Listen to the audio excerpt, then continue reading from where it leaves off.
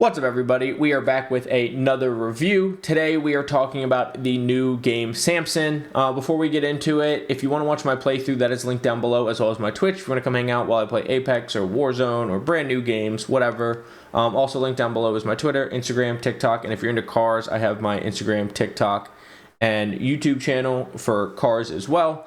But if you're not familiar with the game Samson, Samson is a new open world like crime game, like a GTA-like game that just came out from indie publisher who I have in front of me, Liquid Swords.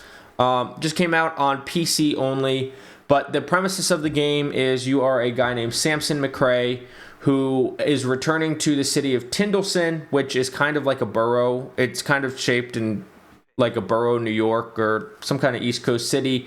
But you left Tyndallson to go to St. Louis and do some job. The job goes poorly. You owe $100,000, and you're back in Tyndallson trying to earn money, as well as there is chapter missions that tell the story in the game.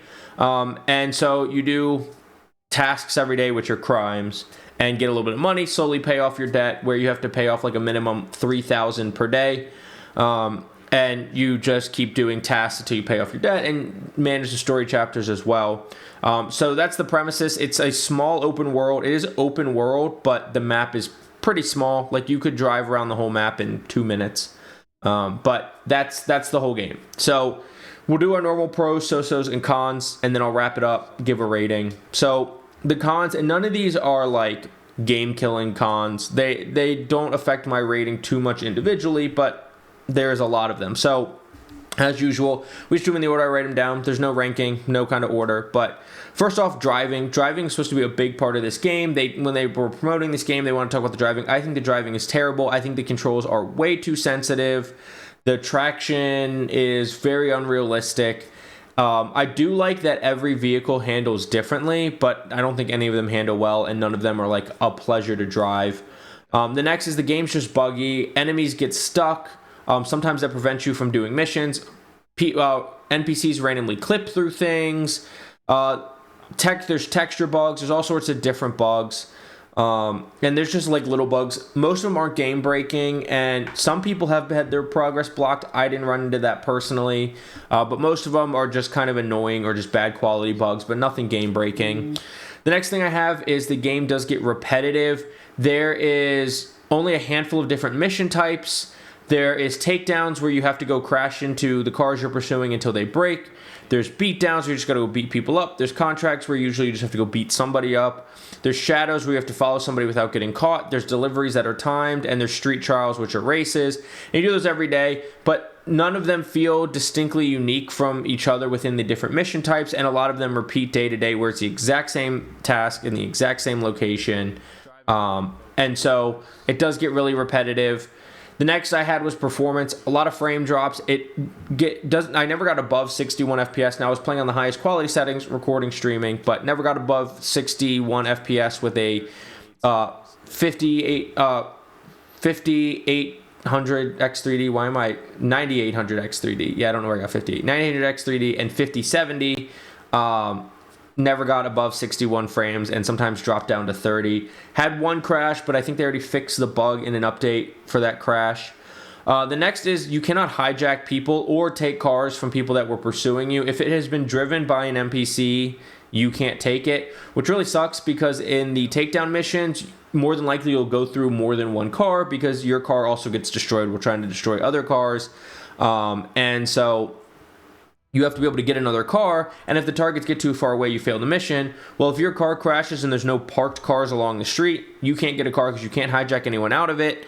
Or, when you're after missions, not only can you be wanted by the police, you can be wanted by the Crow Lane gang, which is the main gang in the area.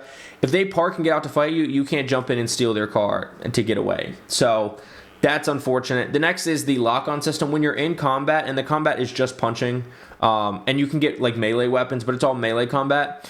The lock-on is really inconsistent with where it locks on with what enemies, and then you also get stuck in the lock-on when you try to like when you get surrounded or whatever and you're trying to reposition and you like run slower or you won't turn and run the right way. And so the lock-on system needs a little improvement. The next is movement, and that kind of goes into this. When you get locked onto somebody, until you get a certain distance away from the people that the game's locked you onto, you do like a half run and you can't full run. And also like the mantling over and climbing over things is really inconsistent, where you can like jump at a fence a couple of times before you actually mantle over it. And so the movement just gets like stuck in a lot of ways, and I guess that goes under buggy, but the movement also doesn't feel good. You can like go up to a wall that is waist high and you literally can't climb it or jump it no matter how many times you try. So I just don't really like the movement. And the final one is there's no way to just pass the time other than the tasks. There'll be like even story chapters or missions that you want to do that have high payoffs that are only available during a certain time of day, and you can't just go sleep or like pass the time like you can in like Grand Theft Auto. So that's not great either. Moving on to the so-sos. The combat, like I said, is just melee, fists, and weapons, but it's very repetitive. It's very button mashy. It's not super rewarding, and the lock-on system's so-so. When you get in a good flow, it can be fun, but it's not good. It's not bad. It's just fine. The next were the graphics. The graphics do feel a little dated. They feel like GTA 4, maybe early GTA 5 to me. So we're talking mid-2010s. And it is an indie publisher, but we're talking like mid-2010s graphics where they were okay, but they just weren't modern. They weren't terrible, but they just weren't modern. The next is the wanted chases that I mentioned. They can be really good and like adrenaline pumping and thrilling and rewarding, but other times, like a cop car will just literally appear out of nowhere that makes no sense. And so you'll be like, oh, I'm like about to lose my wanted level, and then one will just randomly appear. And sometimes they're too smart. If you try to go hide in an alleyway and turn your engine, the cops that didn't see you turn there will just turn in there and come right to you. So you can't even necessarily use that to your advantage to get away. And so they were like fine, but they just weren't great. The final so-so I have is the story itself. It's very predictable. It's very bland. It's okay written, but it's not super well written. I predicted the story a couple hours into the game for the most part, or at least the big ending plot of the story, and so it was fine. It was whatever. The story wasn't terrible. It wasn't like stupid, but it was just predictable and something we've seen before and very cliche. So for pros, I have two pros. One is just the overall premises of the game. Having this looming debt over your head while also having this story going on is unique, and the way the task structure is unique.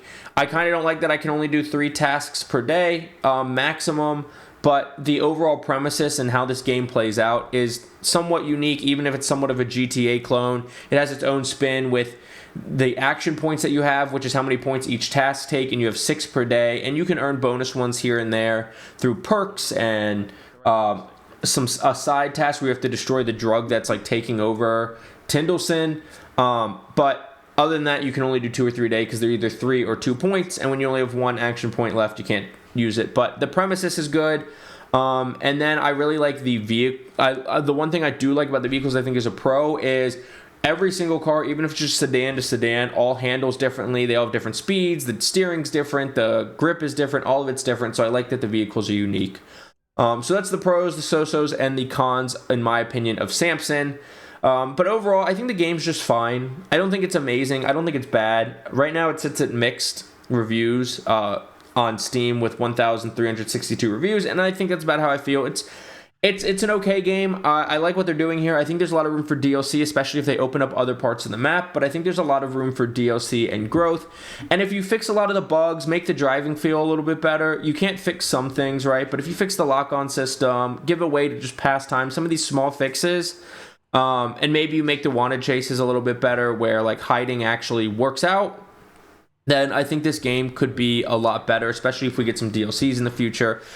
But as it stands now, I would give Samson a Tindleston story, because even though it's just Samson on Steam, that is technically the full title they marketed under, was Samson a Tindleston story. I'd give it a 5 out of 10 for now. I think it's worth the $25 that it costs if you're into this type of game. But if you're feeling so-so in the game, I would wait. It'll probably go on sale at some point. But if you're looking forward to this game and you don't have super high expectations for it, I think it's well worth the $25 and worth the, what did it take me, about 12 hours? About 12 hours to get through the game. So I think it was worth all of that, and I think it's just an okay game. It's not good, it's not bad, it's not great, it's not horrible. But those are my thoughts on Samson. Let me know what you think in the comments down below, especially if you've played the game or you were looking forward to it and you've been waiting to hear how the game is. And please don't forget to like, subscribe, and hit the notification bell if you like game reviews and you like my content and you want to see it first. But thank you again so much for watching. I will see you in the next video. Have a good day. Bye.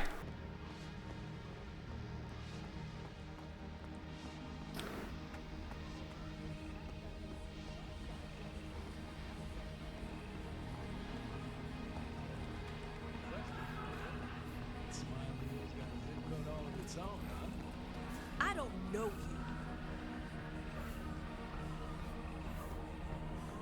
you.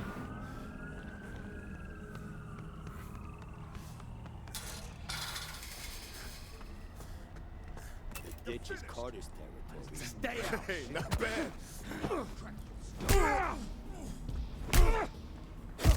Drop that on me.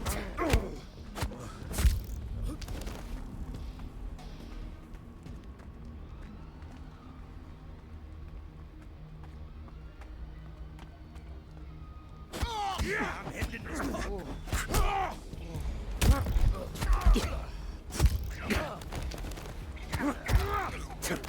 I hope we get some harder enemies here. What? Here we go again. Well, this game's gonna be pretty easy. I got one left. Where's he at? Am I finished?